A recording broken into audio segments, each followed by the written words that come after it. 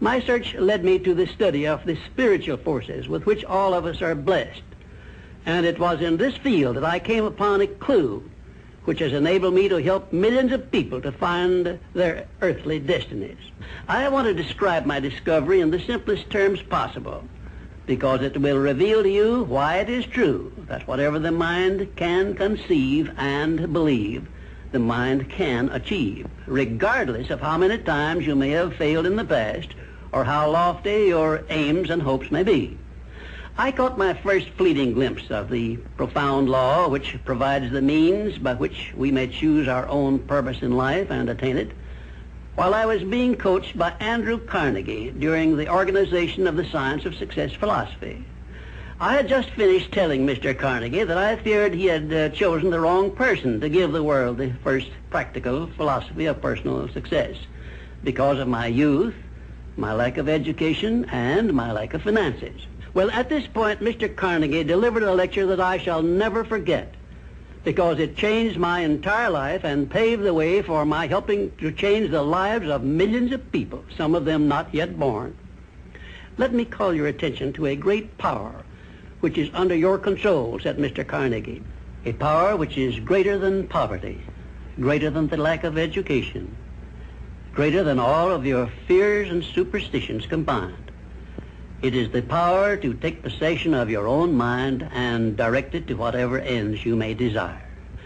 This profound power, Mr. Carnegie continued, is the gift of the Creator, and it must have been considered the greatest of all of his gifts to man, because it is the only thing over which man has the complete and unchallengeable right of control and direction. When you speak of your poverty and lack of education, Mr. Carnegie explained, you are simply directing your mind power to attract these undesirable circumstances, because it is true that whatever your mind feeds upon, your mind attracts to you. Now you see why it is important that you recognize that all success begins with definiteness of purpose, with a clear picture in your mind of precisely what you want from life. Then Mr. Carnegie continued his speech with a description of a great universal truth which made such an impact upon my mind that I began then and there to give myself a new outlook on life and set up for myself a goal so far above my previous achievements that it shocked my friends and relatives when they heard about it. Everyone, said Mr. Carnegie, comes to the earth plane blessed with the privilege of controlling his mind power and directing it to whatever ends he may choose. But, he continued, everyone brings over with him at birth the equivalent of two sealed envelopes, one of which is clearly labeled the riches you may enjoy if you take possession of your own mind and direct it to ends of your own choice, and the other is labeled the penalties you must pay if you neglect to take possession of your mind and direct it. And now let me reveal to you, said Mr. Carnegie, the contents of those two sealed envelopes. In the one labeled riches is this list of blessings.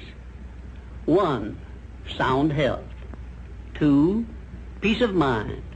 3, a labor of love of your own choice. 4, freedom from fear and worry. 5, a positive mental attitude.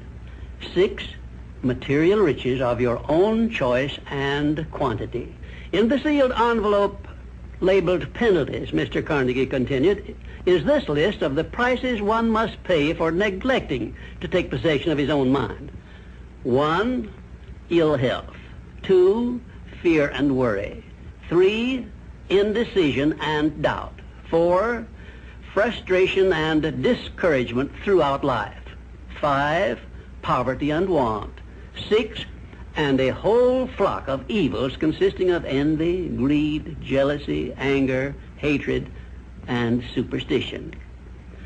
Now, my mission in life is to help you and everyone who needs my help to open up and use the contents of the sealed envelope labeled riches. And the starting point from which you must take off if you wish to write your own ticket from here on out for the remainder of your life, I will describe for you in these simple instructions. 1, procure a neat pocket-sized a notebook, or something on the order of this one here, loose leaf affair. And on page 1, write down a clear description of your major desire in life, the one circumstance or position or thing which you will be willing to accept as your idea of success. And remember before you begin writing that your only limitations are those which you set up in your own mind or permit others to set up for you. And 2, on page 2 of your notebook, write down a clear statement of precisely what you intend to give in return for that which you desire from life.